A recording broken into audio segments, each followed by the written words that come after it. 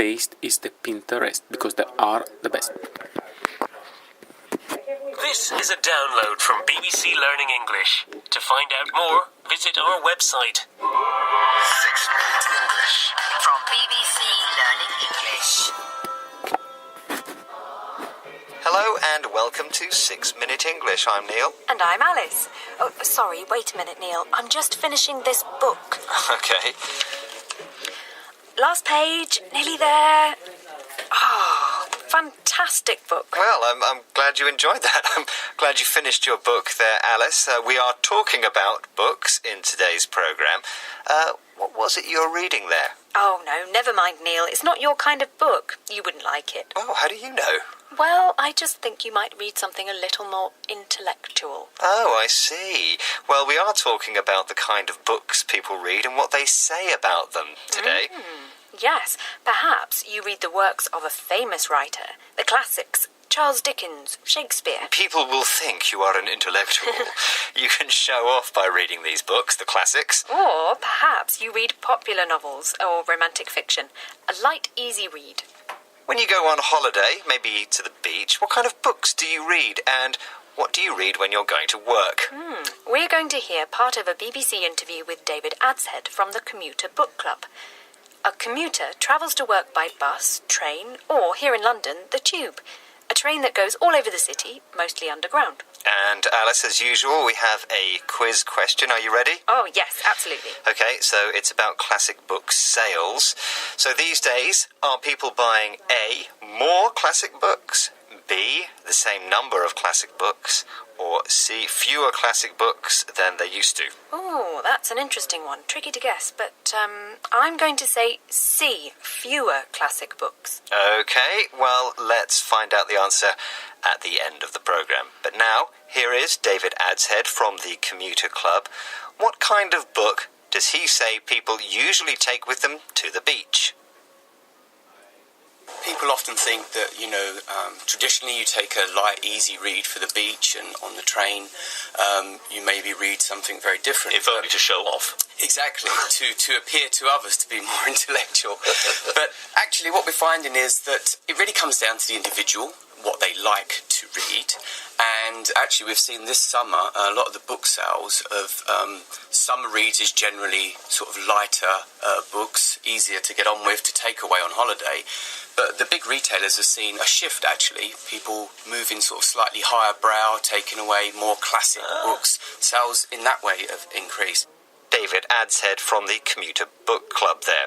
He says that people usually, traditionally, take a light, easy read to the beach or on the train. Yes, he says these books are easier to get on with.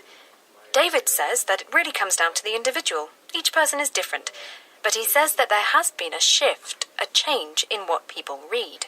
Yes, he says that the shops that sell books, that's the retailers, say the books people are buying are more highbrow, the classics as we were talking about. Absolutely. Highbrow books are read by intellectuals, or perhaps the people who read these books are just showing off. Yes, maybe they are. Well, I wonder if these people have read any books by Fiona Harper. She writes romantic novels. That story's about love. Light reading, not highbrow. She was also at this interview about the Commuter Book Club.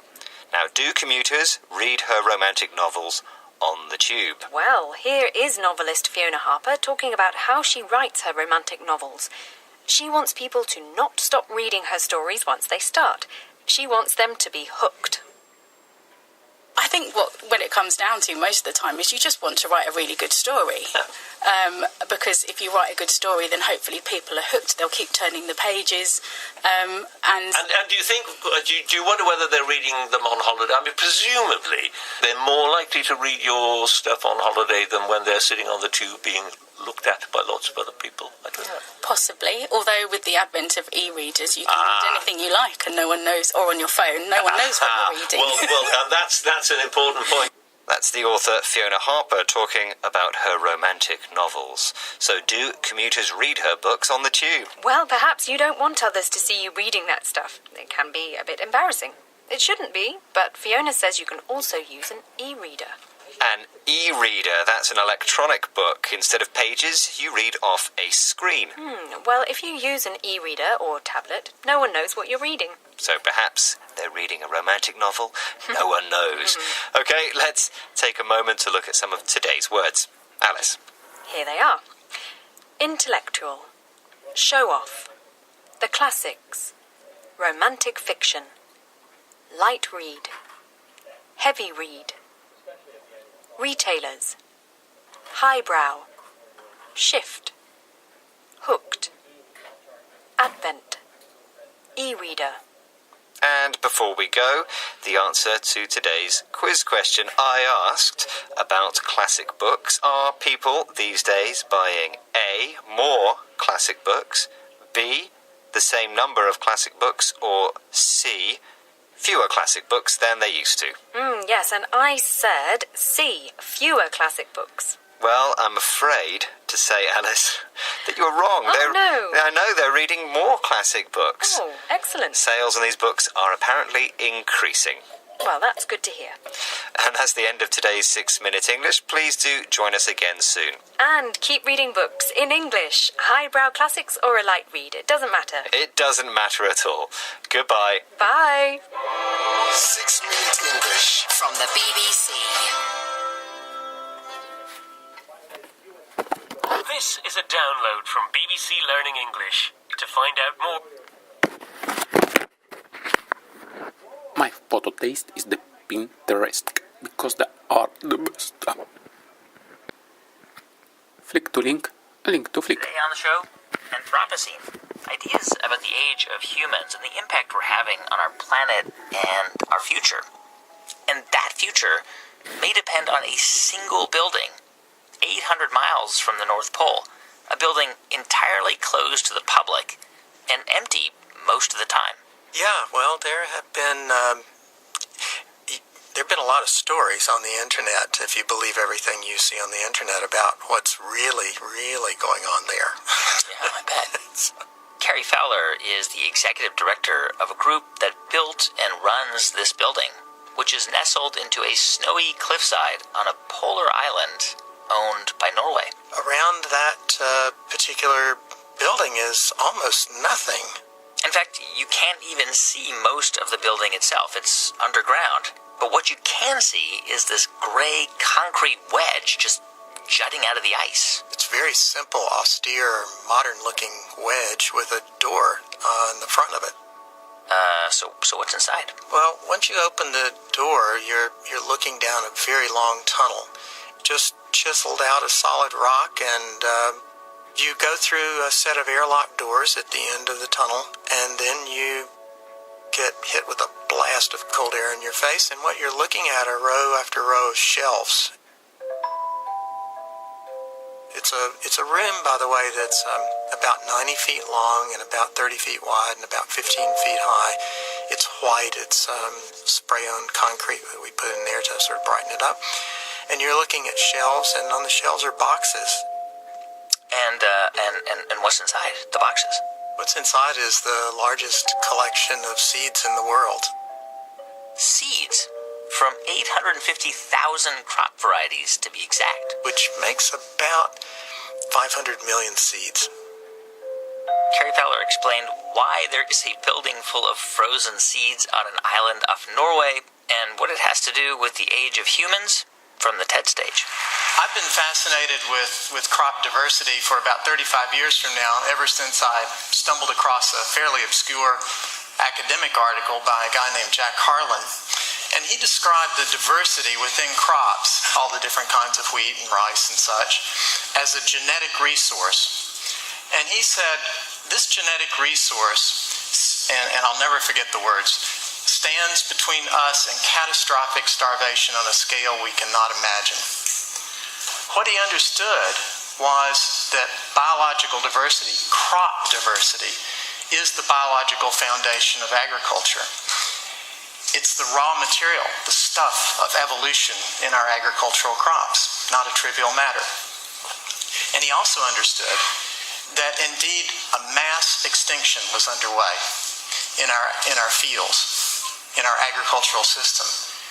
and that this mass extinction was taking place with very few people noticing and even fewer caring. And I want to give you an example of that. In the United States in the 1800s, that's where we have the best data, farmers and gardeners were growing 7,100 named varieties of apples. Imagine that, 7,100 apples with names.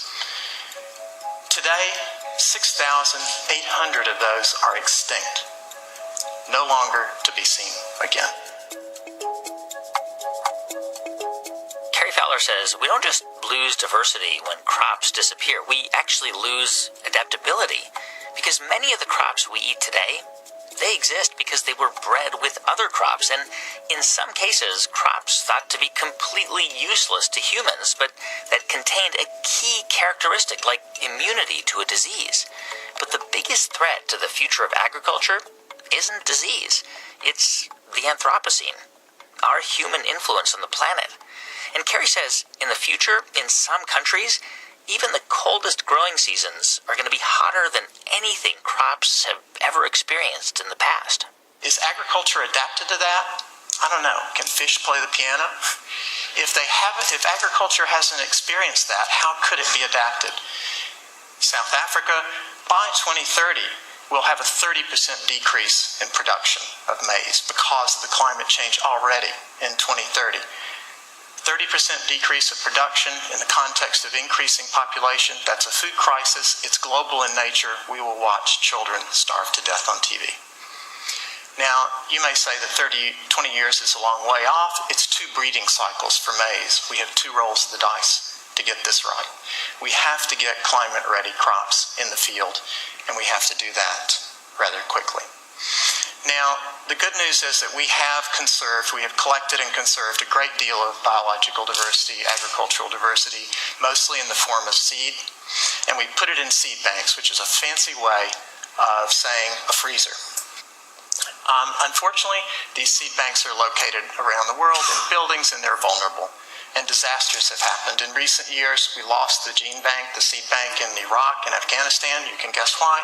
Then every time something like this happens, it means extinction.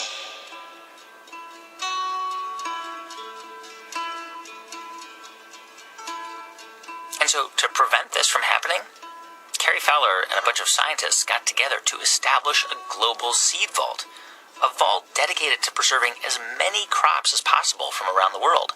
And they chose to build it in Svalbard, this tiny remote island off the coast of Norway, for a couple of reasons. One is, obviously, it's really remote, and so we wanted to have this safety backup, this insurance policy, in a remote place, because it would avoid a lot of the dangers we see in the real world. But the second was that it's cold.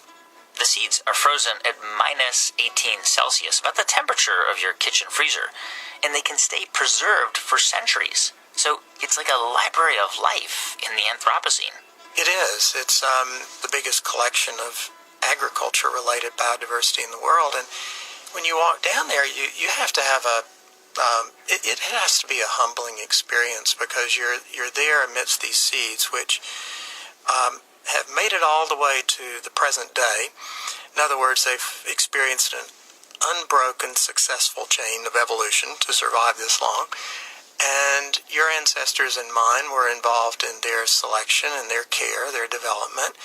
So it really represents the past, the history of agriculture. It represents everything that agriculture, our crops, have experienced in the past and had to adapt to. On the other hand, it also represents pretty much everything our agricultural system can be in the future. It's a big repository, if you will, of traits, of diversity, of options. So if it's a library, it's more like the Library of Congress, right? Because it's like if every book burns, in the world, the Library of Congress still has a copy. That's right. That's what we aim to do. This is a backup system for world agriculture. I can't look you in the eyes and tell you that I have a solution for climate change or the energy crisis or world hunger or peace and conflict. I can't look you in the eyes and tell you that I have a simple solution for that, but I can look you in the eyes and tell you that we can't solve any of those problems if we don't have crop diversity. Because quite literally, if agriculture doesn't adapt to climate change, neither will we. The Svalbard Global Seed Vault is a wonderful gift that Norway and others have given us, but it's not the complete answer. We need to collect the remaining diversity that's out there. We need to put it into good seed banks that can offer those seeds to researchers in the future. And my final thought is that we, of course, by conserving wheat, rice, potatoes, and the other crops, we may quite simply end up saving ourselves. Thank you. Terry Fowler, he's the executive director of the Global Crop Diversity Trust, which helps run the Svalbard Seed Vault in Norway. You can check out his entire talk at TED.com. There's a new world coming, and it's just around the bend. There's a new world coming, this one's coming to an end. There's a new voice. Hey, thanks for listening to our show on the Anthropocene this week. If you want to find out more about who's on Flick to link, a link to flick. .org, and to see hundreds. My photo taste is the Pinterest because they are the best. This is a download from BBC Learning English. To find out more, visit our website. 6 Minute English From BBC Learning English. Hello and welcome to 6 Minute English. I'm Neil. And I'm Alice. Oh, sorry, wait a minute, Neil. I'm just finishing this book. Okay. Last page, nearly there. Oh, fantastic book. Well, I'm glad you enjoyed that. I'm glad you finished your book there, Alice. We are talking about books in today's programme. What was it you're reading there? Oh, no, never mind, Neil. It's not your kind of book. You wouldn't like it. Oh, how do you know? Well, I just think you might read something a little more intellectual. Oh, I see. Well, we are talking about the kind of books people read and what they say about them today. Yes, perhaps you read the works of a famous writer, the classics, Charles Dickens, Shakespeare. People will think you are an intellectual. You can show off by reading these books, the classics. Or perhaps you read popular novels or romantic fiction, a light, easy read. When you go on holiday, maybe to the beach, what kind of books do you read and what do you read when you're going to work? We're going to hear part of a BBC interview with David Adshead from the Commuter Book Club. A commuter travels to work by bus, train,